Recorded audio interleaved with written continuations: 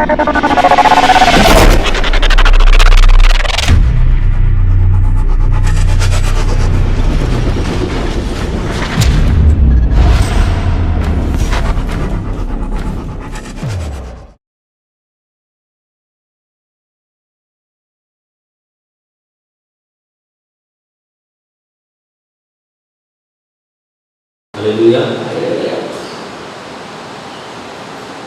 இந்த உலகத்தில் எத்தனையோ வார்த்தைகளை நாம் கேட்டிருக்கலாம்.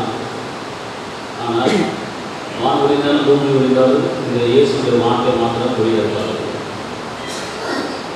கர்த்தருடைய வசனம் வார்த்தை உங்களுக்குள்ளே வரும்போது இந்த வார்த்தையை பிடித்து கொண்டு இந்த வார்த்தைப்படி எனக்கு இந்த மாதிரி கர்த்தர் செய்ய போகிறாரு அப்படிங்கிற அந்த நினைவுகளும் சேர்த்து உங்களுக்கு என்ன செய்யணும். இந்த வசனத்தை கேட்குறீங்கன்னா இந்த வசனத்தை அப்படியே மறந்துடக்கூடாது. அடுத்த மாதம் கேட்டால் இந்த வசனம் இந்த மாதம் ஆண்டவர் பேசினாரு அப்படிங்கிறத நீங்கள் ஞாபகம். இந்த வசனத்தை வச்சு நீங்கள் சொல்லி ஜெயிச்சிங்கன்னா ஒரு பெரிய மாற்றத்தை இந்த மாத்திரை நீங்கள் பார்க்கணும். அருளே சொல்லுங்க. எடுத்துக்கூடாது. ஆமோஸ் 9:12. ஆமோஸ் 9:12. அந்த நாளிலே விழுந்து போன தாவீதின் கூடாரத்தை நான் திரும்ப எடுத்து அதன் திறப்புகளை அடைத்து அதில் பழுதாய் போனதை சீர்படுத்தி பூர்வ நாட்களில் இருந்ததை போல அதை ஸ்தாபிப்பேன் என்று இதை செய்கிற கர்த்தர் சொல்கிறார். அல்லேலூயா. ஆமென். அன்பானவர்களே, இந்த மாதத்திலே இந்த வார்த்தையின் மூலமாக கர்த்தர் உங்களோடு பேசுகிறார். கர்த்தர் உங்களோடு இடைபடுகிறார். எதை கேட்டால் அனைவருக்கு இந்த வாக்குத்தத்தமான அந்த வார்த்தை கிடைப்பது அரிது. ஆனால் இங்கே வந்திருக்கிற ஒவ்வொருவருக்கும் ஒரு நல்ல வார்த்தையை நான் இந்த மாதத்தில் இந்த வார்த்தையின்படி உங்கள் குடும்பத்தை, உங்கள் பிள்ளைகளை, நீங்கள் கைது செய்கிற வேலையில் நான் ஆசீர்வதித்து நான் உயர்த்த போகிறேன். ஏன்னு கேட்டால் அந்த நாளிலே விழுந்து போன தாவீதின் கூடாரத்தை நான் திரும்ப எடுப்பித்து விழுந்து போன காரியங்களை நான் திரும்ப எடுத்து நான் என்ன போகிறேன், உங்களுக்கு நான் கட்டி கொடுக்க போகிறேன். உங்கள் வாழ்க்கையில் இதுவரை எந்தெந்த காரியங்கள் விழுந்து போயிருக்கிறது, உங்கள் வாழ்க்கையில் எந்தெந்த காரியம் நஷ்டம் அடைந்திருக்கிறது, உங்கள் வாழ்க்கையில் எந்தெந்த காரியம் துவண்டு போயிருக்கிறது, உங்கள் வாழ்க்கையில் எந்தெந்த காரியம் கிடைக்காமல் நீங்கள் மனவேதனைப்பட்டு இருக்கிறீங்க. ஆனால் கர்த்தருடைய வார்த்தை உங்களுக்கு கடந்து வருகிறது. நான் விழுந்து போன காரியத்தை திரும்ப எடுப்பித்து உனக்கு நான் கட்டி கொடுக்க போறேன். திரும்ப எடுக்கிறேன், திரும்ப கையில் எடுக்கிறேன். நீ விழுந்து போச்சு, நஷ்டம் அடைஞ்சிருச்சு, நீ எழும்ப முடியாது, பிரகாசிக்க முடியாது அப்படிங்கிற துவண்டு போன வேலையிலே நீ எதிர்பார்த்து நீ சிந்திச்சு நம்பிக்கொண்டிருந்த காரியங்கள் அது விழுந்து போய்விட்டன, அது மடிந்து போய்விட்டன. கர்த்தர் சொல்றார், எப்படி தாவீதின் கூடாரத்தை நான் திரும்ப எடுப்பித்து கட்டணும், அதே போல உன் வாழ்க்கையில் இருக்கிற எல்லா காரியத்தையும் திரும்ப எடுப்பித்து நான் கட்ட போறேன். அன்பு கீழே விழுந்து மடிந்து போயிருக்கலாம், சமாதான கீழே விழுந்து மடிந்து போயிருக்கலாம். மகளை கவலைப்படாது, நான் திரும்ப கட்டுறேன். உன் வாழ்க்கையை, உன் வாழ்க்கையில் நிம்மதி இல்லாமல், சந்தோஷம் இல்லாமல், கவலைப்பட்டு நீ துவண்டுபட்டு வேதனைப்பட்டு இருக்கிறாயா, உன் வாழ்க்கையில் திரும்ப எடுப்பித்து நான் என்ன செய்ய போகிறேன், கட்டப்போகிறேன். அதனால் பயப்படாத. யோசனை பாருங்கள், எந்தெந்த காரியத்தில் நீங்கள் கடந்த நாட்களில் எந்தெந்த காரியத்தில் நீங்கள் இழந்து போயிருக்கிறீங்க, எந்தெந்த காரியத்தில் நீங்கள் நஷ்டப்பட்டுருக்கிறீங்க, எல்லாவற்றையும் கர்த்தர் உங்களுக்கு திரும்ப கொடுக்க போகிறார். இழந்து போனதை திரும்ப எடுப்பித்து கொடுக்கும்படி கர்த்தர் உங்களுக்கு பலனை கொடுக்கிறார். அவர் பிடுங்கிறவர் அல்ல, எடுக்கிறவர் அல்ல, நஷ்டப்படுத்துகிறார் அல்ல. நீ இழந்ததெல்லாம் திரும்ப உனக்கு திருப்பி கொடுக்கறதுக்கு கர்த்தர் இறங்கி இருக்கிறார்.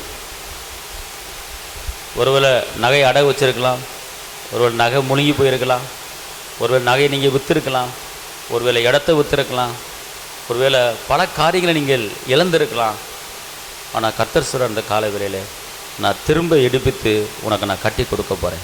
திரும்ப உனக்கு நான் நீ இழந்ததெல்லாம் திரும்ப உனக்கு நான் என்ன செய்ய போகிறேன், திரும்ப கொடுக்க போகிறேன். அது மாத்திரமில்ல, அதன் திறப்புகளை அடைத்து, அதன் திறப்புகளை அடைத்து பல வழியிலே நமக்கு நஷ்டங்கள் வந்திருக்கிறது, பல வழியில் நம்மளுக்கு தோல்வி வந்திருக்கிறது. சில சொல்லுவாங்க, நான் சம்பாதிக்கிறேன், எவ்வளோ பணம் வந்தாலும் சரி அது ஓட்டப்பையில் போட்ட மாதிரி அது போயிடுது, எப்படி வருது எப்படி போகுதுன்னு தெரில, என் கையில் பணமே நிற்க மாட்டேங்குது, என் கையில் காசே தங்க மாட்டேங்குது, நான் என்ன செய்கிறது அப்படின்னு சொல்கிறது கேட்டிருக்கலாம். ஆனால் கர்த்தர் சொல்கிறாரு, இன்றைக்கி அப்படி ஓட்ட பைய போராத்தையும் அடைக்க போகிறாரு. உன் காசுக்கு உன் பணம் கீழே விழாது, வீண் விரையும் ஆகாதுங்கிறார். அதான் திறப்புகளை அடைத்து. நீ சம்பாதிக்கிற பணம் திறப்பில் ஓட்டப்பையில் போட்ட மாதிரி போய் கொண்டு இருக்கிறது. ஆனால் கர்த்தர் சொல்கிறாரு, உன் திறப்புகளை நான் என்ன செய்ய போகிறேன், அடைக்க போகிறேன். உனக்கு ஓட்ட வழியில் போய்கிட்டு இருக்கு நிறைய ஆசீர்வாதம், நீ உனக்கு வரக்கூடிய ஆசீர்வாதம் போய்கிட்டு இருக்கு.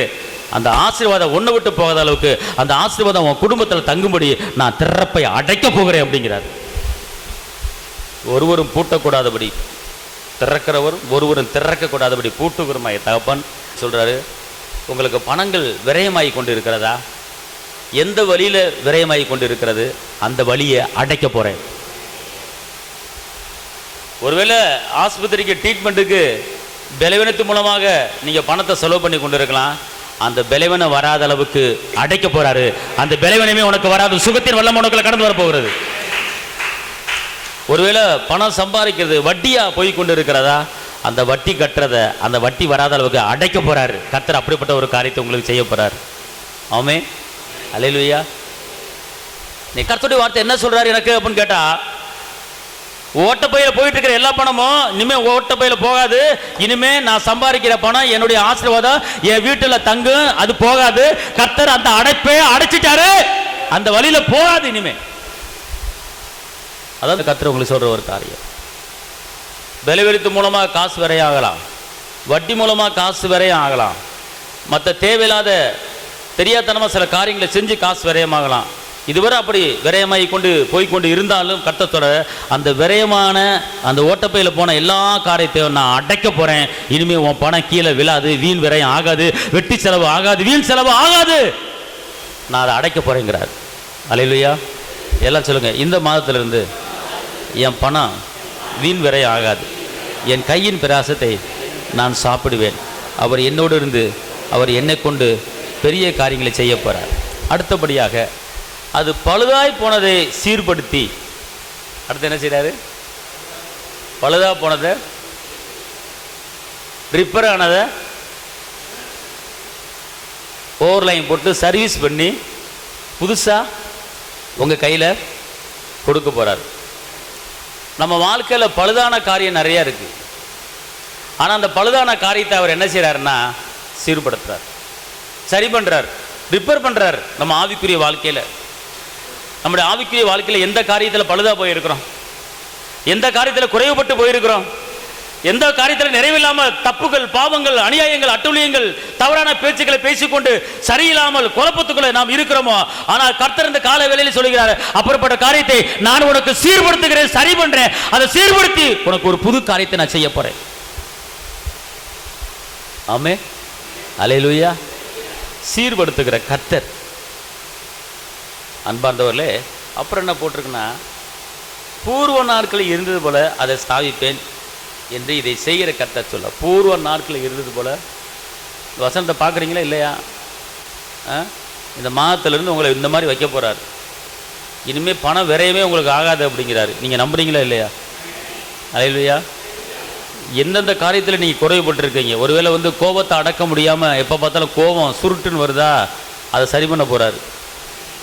ஒருவேளை உங்கள் வாயில் அவச்சல் வந்துக்கிட்டு இருக்கா, அடிக்கடி தவறான வார்த்தை உங்கள் வாயில் தேவையில்லாமல் வந்துக்கிட்டு இருக்கா, அதை சரி பண்ண போகிறாரு, ரிப்பேர் பண்ண போகிறாரு. ரிப்பேர் பண்ணிவிட்டு என்ன பண்ணுறாருன்னா, பூர்வ நாட்களில் இருந்தது போலவே. பூர்வ நாட்கள் என்னது? ஒரு குழந்தைக்கு லாபம் எது நஷ்டம் எது பாவமே தெரியாது, அதான் பூர்வ நாள். அந்த பூர்வ நாட்களில் இருந்தது போலவே உன்னை நான் என்ன செய்ய போகிறேன், மாற்றி அமைக்க போகிறேன். அல்லேலூயா. ஒரு பழைய காரை புதுசாக மாற்றி கையில் கொடுக்குற மாதிரி நம்ம பழைய வாழ்க்கையை மாற்றி ஒரு புது வாழ்க்கையாக கர்த்தர் கொடுக்க போகிறார். அவ்வளோதான். நம்ம பழைய வாழ்க்கையை மாற்றி புது வாழ்க்கையை கர்த்தர் நமக்கு என்ன செய்ய போகிறாரு, கொடுக்க போகிறார். சந்தோஷமா இல்லையா? ஆமென் சொல்லுங்க. ஆமென். அப்போ ஏசப்பா நமக்காக இவ்வளோ காரியத்தை சொல்லியிருக்கிறார். ஒரு வசனம் ஏசாயா 54:10 அவர் சொல்கிற காரியத்தை நம்புங்க. ஏசாயா 54:10, மலைகள் விலகினாலும் பர்வதங்கள் நிலை பெயர்ந்தாலும் என் கிருபை உன்னை விட்டு விலகாமலும் என் சமாதானத்தின் உடன்படிக்கை உன்னை விட்டு நிலை பெயராமலும் இருக்கும் என்று. அல்லேலூயா. நான் ஒரு உடன்படிக்கை பண்ணுறேன், நான் ஒரு வாக்குத்தத்தம் கொடுக்குறேன்னா அது வந்து நிலையாக இருக்கும், நிலைச்சிருக்கும். அது என்ன செய்யாது? மாறாது. பார்த்துக்கொள்ளுங்க. தேவன் நமக்கு அடைக்கலமும் ஆபத்து காலத்தில் அனுகூலமான துணையுமா இருக்கிறார். அன்பார்ந்தவர்களே, இன்னைக்கு நம்ம திடமானதாக இருக்கணும். இப்படிப்பட்ட வாக்குத்தத்தங்களை வைத்துக்கொண்டு உங்கள் மனதை, கவலையான மனதை, துக்கமான மனதை, வேதனையான மனதை, கஷ்டமான மனதை, அவிசுவாச மனதை நீங்கள் மாற்றிக்கொள்ள வேண்டும். நீங்கள் ஒரு செழிப்பான வாழ்க்கை வாழாமல் துவண்டு போய் வேதனைப்பட்டுக் கொண்டு ஒரு பிரச்சனைகளை மாட்டி தவித்துக் கொண்டு நீங்கள் இருக்கலாம். ஆனால் இந்த சூழ்நிலையிலே இதை மாற்றி அமைப்பதற்கு உண்டான காரியம் தான் கர்த்தர் இப்படிப்பட்ட வாக்குத்தத்தத்தை உங்களுக்கு கொடுக்கிறார். இந்த கால வேளையிலே உன் மனதை திடப்படுத்த முடியாக, உன் வாழ்க்கை ஸ்திரப்படும்படியாக, உன் வாழ்க்கை கட்டப்படும்படியாக, இழந்து போனதை திரும்ப பெற்றுக்கொள்ளும்படியான கர்த்தருடைய வார்த்தை உங்களுக்கு கடந்து வருகிறது. இந்த வார்த்தை கொண்டு உங்கள் வாழ்க்கையை ஸ்திரப்படுத்தி, பலப்படுத்தி, சமானமாக, சந்தோஷமாக, உற்சாகமாக, உயர்வாக, மேன்மையாக, வெற்றியாக, விடுதலையாக, தேவ கிருபையோடு வாழும்படியான ஒரு நம்பிக்கை உங்களுக்கு வரும்போது அந்த நம்பிக்கை உங்க வாழ்க்கையை உயர்த்தும். பார்த்துக் கொள்ளுங்க. ஒரு அவிசுவாசமான எண்ணத்தை எடுத்து போட்டுட்டு விசுவாசமான வாழ்க்கையை நீங்கள் கொண்டு வரும்போது அந்த விசுவாசம் உங்க வாழ்க்கையை ஸ்திரப்படுத்தும், பலப்படுத்தும், உயர்த்தும். இந்த வார்த்தையை நம்புங்க. இந்த வார்த்தை எனக்கென்று நீங்கள் எடுத்துக்கொள்ளுங்க. இந்த மாதத்திலே கர்த்தர் என் வாழ்க்கையில் இருந்த எல்லா ரிப்பேரான காரியத்தையும் சரிபடுத்தி, சீர்படுத்தி என்னை ஒழுங்குபடுத்த போறாரு. இனிமே சீரான வாழ்க்கையா மாறப்போகுது. என் வாழ்க்கையில எந்த வழியில நஷ்டம் அடைஞ்சதோ, எந்த வழியில ஓட்டப்பையில போச்சோ, அதையெல்லாம் கர்த்தர் அடைச்சு என்னுடைய பணம், என்னுடைய சம்பாத்தியம் என் வீட்டில் தங்குபடி, என் களஞ்சியத்தில் சேர்த்து வைக்கும்படியான ஒரு சூழ்நிலையை இந்த மாத்திரம் கர்த்தர் என் வாழ்க்கையில செய்ய போறாரு. நான் இனிமே இறக்க மாட்டேன், இழந்து போக மாட்டேன், நான் சேர்த்து வைப்பேன். அப்படிப்பட்ட ஒரு சூழ்நிலையை கர்த்தர் எனக்கு உருவாக்க போறாரு. ஆமென். ஆமென் சொல்லுங்க எல்லாரும். ஆமென் சொல்லுங்க. எல்லாம் சொல்லுங்க. இந்த வசனத்தின்படி, இந்த ஆமோஸ் சொல்லுங்க, ஆமோஸ் 9:12 படி இந்த வசனத்தின் ஆசீர்வாதம் எனக்குள்ளே கடந்து வருவாங்க. இந்த வசனத்தில் என்ன சொல்லி இருக்கிறதோ இதன்படியே இந்த மாத்திலிருந்து கர்த்தர் எனக்கு செய்ய போறார். இந்த வார்த்தை வந்து உங்க கண்ணு முன்னால் இருக்கு, உங்க இதயத்தில் இருக்கு. ஆனா இனிமேல் அந்த வார்த்தையின்படி உங்க வாழ்க்கையில் நடக்க போகுது, நம்ம வாழ்க்கையில் நடக்க போகுது.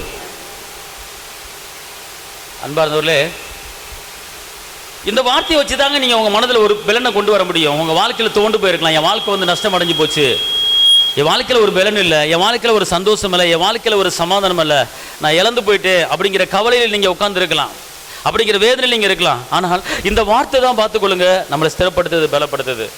எடுத்துக்கொள்ளுங்க. இங்கே ஒரு வசனம் 1 சாமுவேல்ல 30:6.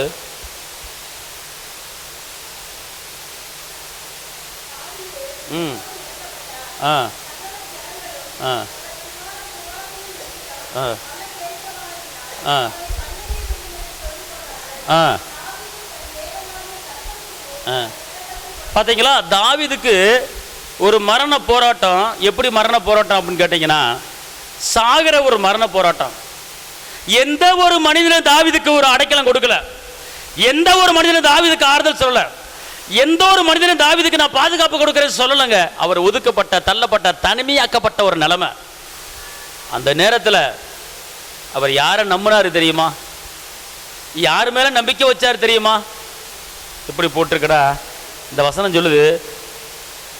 தாவீது கடைசியில் பாருங்க, அந்த வசனத்தில் தாவீது தன் தேவனாகிய கர்த்தருக்குள்ளே தன்னை திடப்படுத்திக் கொண்டான்.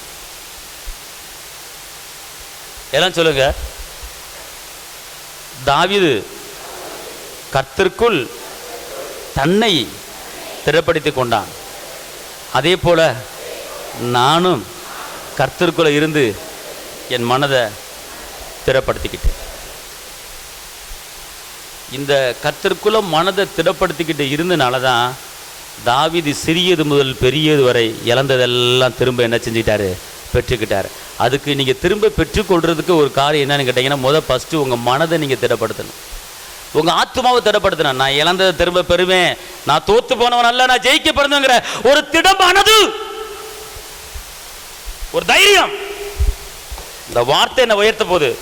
தாவீது திடப்படுறார், கர்த்தருக்குள்ள திடமா இருந்தாரு. நானும் கர்த்தருக்குள்ள திடமா இருக்கிறேன். எத்தனை லட்சம் கடன் இருந்தாலும் அந்த கடனை அடைக்கிறது கர்த்தர் எனக்கு கிருபை செய்வார். எந்த பலவீனம் இருந்தாலும் அந்த பலவீனத்தை மாற்றி எனக்கு கிருபை செய்வார். ஒரு சரியான வருமானம் இல்லாமல் கஷ்டப்பட்டு கர்த்தர் நிரந்தரமான வருமானத்தை கொடுக்க எனக்கு போதுமானவராக இருக்கிறாரு.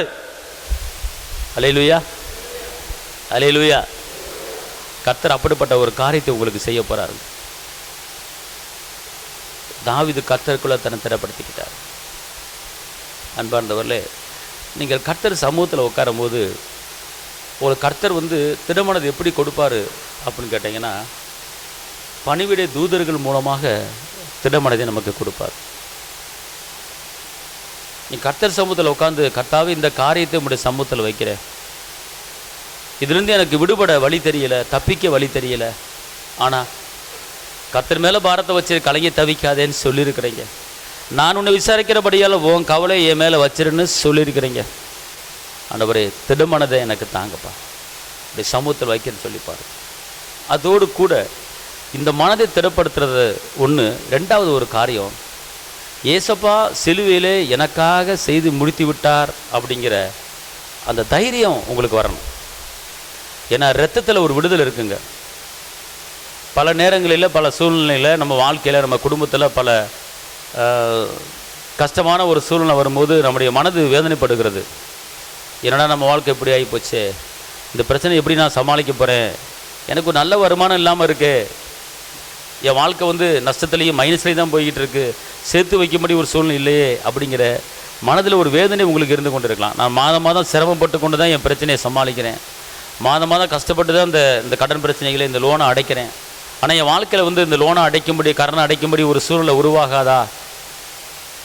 கர்த்தாவே, எனக்கு ஒரு அதிசயம் செய்யுங்க, காற்று வராது, மழையும் வராது, பள்ளங்களை நிரப்புகிற கர்த்தாவே, என் பள்ளத்தை நிரப்புங்க ஆண்டவரே என்று நீங்கள் கேட்டு பார்க்க வேண்டும். அதோடு கூட பார்த்து கொள்ளுங்க, அவர் சிலுவையில் எல்லாவற்றையும் செஞ்சு முடிச்சிருக்கிறார்.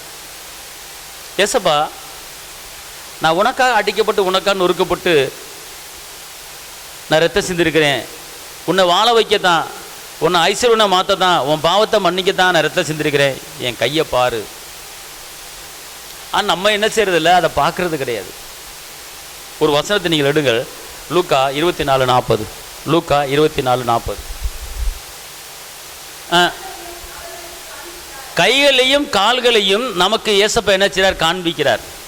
ஏன் காண்பிக்கிறார் அப்படின்னு கேட்டால், நான் மரித்தேன், உயிர் தெளிந்தேன், எதற்காக அடிக்கப்பட்டேனோ அது நிறைவேறிவிட்டது, பிதாவின் சித்தத்தை நிறைவேற்ற இந்த பூமிக்கு வந்தேன், எல்லாம் முடிந்தது, உனக்கு கொடுக்க வேண்டிய ஆசீர்வாதங்களை கொடுக்கும்படி முடிந்தது, உன் சாபத்தையும், உன் பாவங்களையும், உன் கட்டுகளையும், உன் வேதனைகளையும் முறியடித்து உனக்கு நான் ஜெயத்தை கொடுத்து விட்டேன். புரிகிறதா? புரியவில்லையா? என் கையை பார், என் கால்களை பார். இந்த காயங்கள் எதற்காக? உனக்காக. இந்த காயங்கள் எதற்காக? உனக்காக. உன்னை வாழ வைக்க முடியும், உன்னை ஆசீர்வதிக்க முடியும், உன்னை பலப்படுத்த முடியும், உன் தரித்திரத்தை எடுத்து போட்டு உன்னை ஆசீர்வாதத்துக்குள்ளே கொண்டு வர முடியாக நான் காயங்கள் பட்டிருக்கிறேன். இந்த காயத்தை பார்த்து உன் இருதயம் மாற்றம் அடைவதாக. இந்த காயத்தை பார்த்து உன் கவலையை எடுத்து போடு, இந்த காயத்தை பார்த்து உன் பிரச்சனையை எடுத்து போடு, இந்த காயத்தை பார்த்து உன் பலவீனத்தை எடுத்து போடு, இந்த காயத்தை பார்த்து நீ வெற்றி வாழ்க்கை வாழ முயற்சி பண்ணு. இந்த காயங்கள் உனக்காகத்தான். என் காயத்தை பார், என் கால்களை பார். சிலுவையில் ரத்தம் சிந்தினது சும்மா இல்லை, இந்த காயங்கள் உங்களுக்காக, எனக்காக பட்டிருக்கிறார். காயத்தை காட்டுறாருங்க, பார், என் காயத்தை பார். நான் சும்மா பொழுதுபோக்கு இந்த சிலுவையில் அடிக்கப்படல, உன்னை வாழ வைக்க சிலுவையில் அடிக்கப்பட்டிருக்கிறேன். இந்த காயங்கள் உனக்காக, இந்த பாடு உனக்காக, இந்த நிந்தை உனக்காக, இந்த கஷ்டங்கள் உனக்காக. காரணம், உன்னை கீழாக்காமல் மேலாக்க முடியும், உன்னை வாழாக்காமல் தலையாக்க முடியும், உன்னை மலமேலற்ற பட்டமல உயர்த்த முடியும். நான் உனக்காக காயம் பட்டிருக்கிறேன், என் காயத்தை பார். அப்படி என்றால் என்ன அர்த்தம் அப்படின்னு கேட்டீங்கன்னா, சீசர்கள் எல்லாருமே பயந்து போய், ரொம்ப நொறுங்கி போய் ஒரு இருட்டறைக்குள்ள இருந்தாங்க. ஏசப்பா அவருக்கு முன்னால் நின்று தான் காயத்தை காட்டுறாரு, பார்த்துக்கொள்ளுங்க. அவர்கள் இறுதியை கண் திறக்கப்பட்டது. ஓ, இயேசு திரும்ப வந்துட்டாரு, இந்த காயங்கள் எனக்காக, இனிமேல் என் வாழ்க்கை வெற்றி வாழ்க்கை. அவர்கள் கதவு திறக்கப்பட்டது, வெளியே புறப்பட்டு பகிரங்கமாக இயேசுவின் நாமத்தை பறைசாற்றினார்கள். காயத்தை பார்த்த உடனே, இன்னைக்கு அவர் காயத்தை நீங்கள் பாருங்கள், அவர் அடிக்கப்பட்டதை நினைத்து பாருங்கள். ஏன் காயத்தை காட்டுறாரு அப்படின்னு கேட்டா, நான் எல்லாம் செஞ்சு முடிச்சிட்டப்பா உனக்காக, உன் தரித்திரத்தை செஞ்சு முடிச்சிட்டேன்பா, உன் தரித்திரத்தை அழிச்சிட்டேன்பா, உன் பலவீனத்தை ஒழிச்சிட்டேன்பா, உனக்கு சுகம் கொடுக்கும்படி காயப்பட்டிருக்கிறேன், உன்னை ஐஸ்வர்யம் ஆகும்படி காயப்பட்டிருக்கிறேன், உனக்கு சந்தோஷம் உண்டாகும்படி காயப்பட்டிருக்கிறேன், உனக்கு சமாதானம் உண்டாகும்படி காயப்பட்டிருக்கிறேன், உன் பாவங்களை மன்னிக்கும்படி காயப்பட்டிருக்கிறேன், உனக்கு விடுதலை கொடுக்கும்படி காயப்பட்டிருக்கிறேன், உனக்கு மீட்பு கொடுக்கும்படி காயப்பட்டிருக்கிறேன். நீ பயப்படாத, இந்த காயத்தை பார், எல்லாம் உனக்காக. அல்லேலூயா. எவ்வளவு ஒரு அற்புதமான தெய்வம் இயேசு தெரியுமா? ஏற்கனவே ஏசப்பா சொல்லியிருக்கிறாரு, நான் அடிக்க நொறுக்கு போட்டு பரலத்துக்கு போவேன்னு சீசனில் சொல்லியிருக்கிறார். சொல்லியிருந்தும் அவளுக்கு பயம் வந்துருச்சு. ஆனால் அந்த காயத்தை பார்த்த உடனே அவள் இறுதியை மாறிவிட்டது. அன்பார்ந்தவன், சிலுவையில் எவ்வளோ பெரிய ஒரு நன்மை வாங்கி கொடுத்துருக்கிறார். நம்ம கிருபையின் காலத்தில் இருக்கிறோம் அல்லவா? பழைய ஏற்பாட்டு காலத்திலும் பழைய ஏற்பாட்டு காலத்தில் வாழ்ந்தவர்களை காட்டிலும் புதிய ஏற்பாட்டு காலத்தில் வாழுகிற நாம் ஒரு கிருபை பெற்றவர்கள். அல்லேலூயா. எல்லாம் சொல்லுங்க, நான் இயேசு இரத்தத்தாலே மீட்கப்பட்டிருக்கிறேன். விலையேறி விற்கப்பட்டேன், ஆனால் பணமின்றி இரத்த சிந்தி என் தகப்பன் என்னை மீட்டெடுத்துட்டார். எனக்குள்ளே மீட்பு இருக்கிறது. அல்லேலூயா, அல்லேலூயா. சத்தமாக சொல்லுங்க, அல்லேலூயா. இன்னொரு காரியங்க, இங்கே இருங்களேன். ஒரு நல்ல ஒரு சத்தியம் என்னன்னு கேட்டிங்கன்னா, ஏசப்பா ரத்த சிந்தி பாவ மன்னிப்பு, விடுதலை, சுகம், சமாதானம், ஐஸ்வர்யம், மரண கண்ணி ஆவி எல்லாத்தையும் முடிச்சிட்டாரு. இன்னொரு காரியம் பார்த்துக்கொள்ளுங்க, அவர் இரத்தத்தால் நம்மளுக்கு பரலோக வாழ்க்கையை திறந்து கொடுத்துருக்கிறார். இரத்தத்தால் பரலோக வாழ்க்கையை திறந்து கொடுத்துருக்கிறாரு. ஏன் தெரியுமா? நீங்கள் ரட்சிக்கப்பட்டு ஞானசனம் எடுத்து திருவிருந்து எடுத்துட்டிங்கனாலே உங்களுக்கு பரலோகம் ரெடியாக இருக்குது.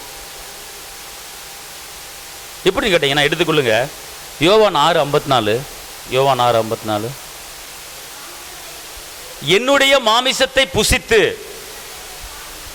இரத்தத்தை பானம் பண்ணுகிறவனுக்கு நித்திய ஜீவன் உண்டு, நான் அவனை கடைசி நாளில் என்ன செய்வேன்? எழுப்புவேன். எல்லாத்துக்கும் இந்த கிஃப்ட் இல்லைங்க, எல்லாத்துக்கும் இந்த கிருபை இல்லைங்க. உலகத்தில் வாழுகிற எல்லா மனிதர்களுக்கும் இந்த இந்த இந்த வாழ்க்கை கிடையாதுங்க. யார் யார் யார் யார் ரட்சிக்கப்பட்டு யார் யார் ஞானசனம் எடுத்து யார் யார் திருவிருந்திலே கலந்து கொள்கிறார்களோ அவர்களுக்கு இப்படிப்பட்ட ஒரு கிருபை, நித்திய ஜீவன் உண்டு. நித்திய, இங்க இருங்க, நித்திய ஜீவன் உண்டுனா என்ன அர்த்தம் தெரியுமா?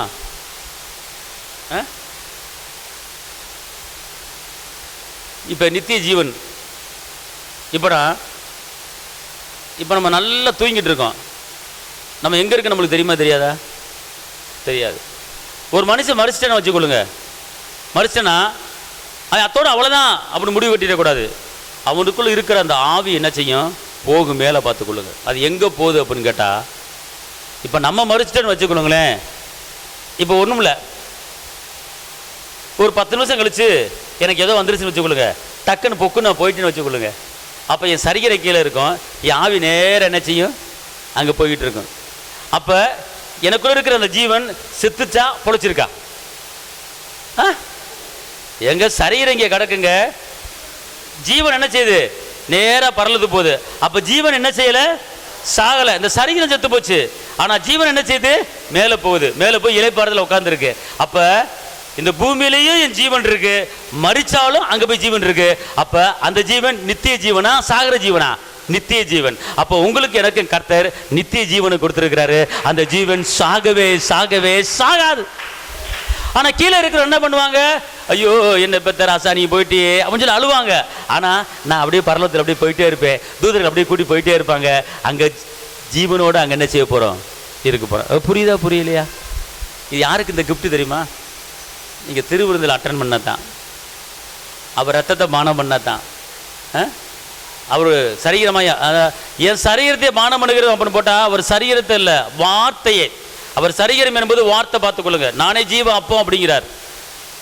அந்த வார்த்தையை நம்ம சாப்பிடணும், அவர் ரத்தத்தை சாப்பிடணும். அப்போது தான் ரத்தத்தை சாப்பிட்றாதீங்க. அந்த ரத்தத்தை சாப்பிட்றதுன்னா என்ன அர்த்தம்னு கேட்டிங்கன்னா, அவரை நீங்கள் உள்ளே கொண்டு வந்துடுறீங்க, அவர் எனக்குள்ளே இருக்கிறாரு அப்படிங்கிறது தான். அதுக்கு ரத்தத்தை குடிக்கிறதுன்னு அர்த்தம் கிடையாது. நல்லா தெரிஞ்சுக்கொள்ளுங்க. வெளியே ரத்தத்தை யாரும் குடிச்சிடக்கூடாது. ரத்தத்தை வந்து கீழே தான் ஊற்றும், ரத்தத்தை குடிக்கக்கூடாது. என் ரத்தத்தை பானம் பண்ணுகிறவன் எவனோ அப்படின்னா, திராட்சரசயமாக அவர் ரத்தத்தை பானம் பண்ணும்போது அவர் அடிக்கப்பட்டதை நீங்கள் நினைவு கூறுறீங்க, அவர் ரத்த சிந்தனை நினைவு கூறுறீங்க, உங்களுக்கு பரல வாழ்க்கை ஆயத்தமாக இருக்குது. அதனால தான் ஞானசனம் எடுக்காதவங்களை சீக்கிரம் ஞானசனம் எடுங்க. திருவிருந்தில் கலந்து கொள்ளுங்கப்பா. திருவிருந்து அசட்டை பண்ணாதீங்கப்பா. நீங்கள் ஒரு மாதம் திருவிருந்து அசட் பண்ணிங்கன்னா பரலோ வாழ்க்கையை இழக்கிறீங்க, பார்த்துக்கொள்ளுங்க. ஞானசனம் எடுத்து ரசிக்கப்பட்டு திருவிருந்து ஆராதனை அசட்டை பண்ணிங்கன்னா எனக்கு பரலோகம் வேணாம் அப்படின்னு நீங்கள் சொல்கிறீங்க. யாரும் பரலோகத்தை வேணான்னு சொல்ல முடியாது, சொல்லக்கூடாது. ஆனால் நீங்கள் அவர் ரத்தத்தை பானம் பண்ணுவதில் நீங்கள் அசட்டையாக இருந்தீங்கன்னா பரலோகம் வேணான்னு சொல்கிறீங்க. ஏன்னா ஏசப்பா சொல்கிறாரு, உன்னை வாழ வைக்கும்படி தான் நான் அடிக்கப்பட்டிருக்கேன். அப்போனா அவர் வாழ்வு வாங்கி நமக்கு கொடுத்துருக்கிறார், மீட்பு கொடுத்துருக்கிறார். நம்ம அதை ஏற்றுக்கொள்ளாமல் இருக்கிறோம். அல்லேலூயா சொல்லுங்கள் எல்லாரும், அல்லேலூயா. அதனால் இந்த வசனத்தின்படி நான் ரத்த சிந்திடப்பா, என் கையை பாரப்பா, என் காலை பாரப்பா, என் விழாவை பாரப்பா, என் முதுகை பாரப்பா, என் தலையை பாரப்பா, என் கண்ணை பாரப்பா, என் முகத்தை பாரப்பா, எல்லாம் உனக்காகத்தான், உன்னை வாழ வைக்கத்தான், உன்னை மேன்மைப்படுத்தத்தான், உன்னை உயர்த்தத்தான், உன்னை ஆசீர்வதிக்கத்தான், உன்னை உயர்த்துவதுக்கு தான் நான் இந்த காரியத்தை செஞ்சுருக்கிறேன். கையைப்பார், கையைப்பார். என் கையை பார்த்தாவது நீ மனமாறு, கவலைப்படாத. என் கையை பார்த்தாவது நீ வெக்கப்படாத. என் கையை பார்த்தாவது நீ துக்கப்படாத. என் கையை பார்த்தாவது நீ அழுகாத. நான் எல்லாம் உனக்கு செஞ்சு முடித்துட்டேன், பாரு, காயத்தை பாரு அப்படின்னு காட்டி கொண்டு இருக்கிறார். அப்படின்னா என்ன அர்த்தம்னு கேட்டிங்கன்னா, ஏசப்பா சிலுவை கையை அரைஞ்சதை பார்க்கறதுன்னு அர்த்தம் கிடையாது. என்ன செய்யணும், கஷ்டம் வருகிற நேரத்தில், வேதனை வருகிற நேரத்தில், ஏசப்பா சிலுவையில் நீங்கள் அடிக்கப்பட்டு நொறுக்கப்பட்டுட்டீங்க, இந்த காயத்தை நிமித்தமாக என் பாடு போய்விட்டது, இயேசுவுக்கு ஸ்தோத்திரம் அப்படின்னு அவர் அடிக்கப்பட்ட காரியத்தை, நொறுக்கப்பட்ட காரியத்தை, அவர் கையில் பட்ட காயத்தை, காலில் பட்ட காயத்தை, முள்முடி சூடப்பட்டதை நீங்கள் வாயை திறந்து சொல்லி அந்த கஷ்டத்தெல்லாம் வெளியேற்ற முடியும், துக்கத்தை வெளியேற்ற முடியும், வேதனையை வெளியேற்ற முடியும். அவரால் முடியும். இதுதான் மாற்று வழி, இதுதான் மாற்று மருந்து. இந்த வாக்குத்தத்தங்கள் உங்களுக்கு கொடுக்கப்பட்டிருக்கிறது. இந்த வாக்குத்தத்தங்கள் இரத்தத்து மூலமாக எனக்கு உரிமையாகுவதாக என்று நீங்கள் சொல்லும்போது உங்களுக்கு நடக்கும். எல்லாம் ஜெபிப்போம். எனக்காக நொறுக்கப்பட்டவர், இப்போது உம்முடைய காயத்தை எங்களுக்கு நீர் காட்டிக் கொண்டிருக்கிறேன். இந்த காயங்கள் எனக்காக, இந்த காயங்கள் என்னை வாழ வைப்பதற்காக. நான் சிலுவையிலே உனக்காக யாவை நான் செய்து முடித்து விட்டேன், என் காயத்தை பார் என்றவர் சொல்கிறார். இந்த காயம் உன்னை வாழ வைக்க, இந்த காயம் உன்னை ஆசீர்வதிக்கும். தகப்பனே இயேசுவே, உண்மை நன்றி உள்ளத்தோடு உண்மை துதிக்கிறோம், ஐயா, அமை ஸ்தோத்தரிக்கிறோம். வந்திருக்கிற ஒவ்வொருவரையும் ஆசீர்வதியும். தேவ பலத்தால, தேவ கிருபையால, தேவ சமாதானம் இருப்பாங்க. இவர் கைது செய்கிற எல்லா வேலைகளையும் ஆசீர்வதிங்க. இந்த மாதத்திலிருந்து இவர்களுக்கு அற்புதங்கள் நடப்பதாக, இந்த மாதத்திலிருந்து இவர்களுக்கு அதிசயம் உண்டாவதாக, இவர்கள் இழந்து போனதெல்லாம் திரும்ப பெற்றுக்கொள்ளும்படி கிருபைத்தால் காத்துக்கொள்ளுங்கள். இயேசுவின் நாமத்தில் பிதாவே.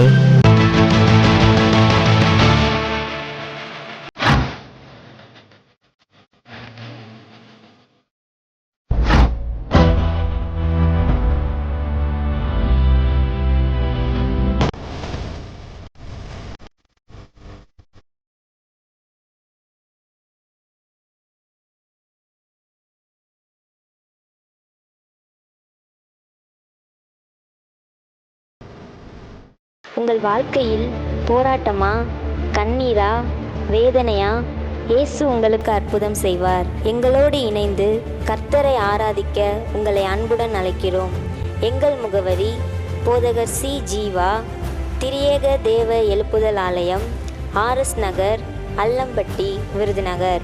செல் நம்பர் 9493313673. Email address jiva.boj@gmail.com. ஞாயிறு ஆராதனையின் நேரம் காலை 8:30 மணி முதல் 10:30 மணி வரை. செவ்வாய்க்கிழமை மன்றாட்டின் ஆராதனை மாலை 6:30 மணி முதல் 8 மணி வரை. வெள்ளிக்கிழமை உபவாச கூட்டம் காலை 10 மணி முதல் 12 மணி வரை. மாதத்தின் 1ஆம் தேதி வாக்குத்தத்த ஆராதனை காலை 5 மணி முதல் 7 மணி வரை. கர்த்தர் உங்களை ஆசீர்வதிப்பாராக.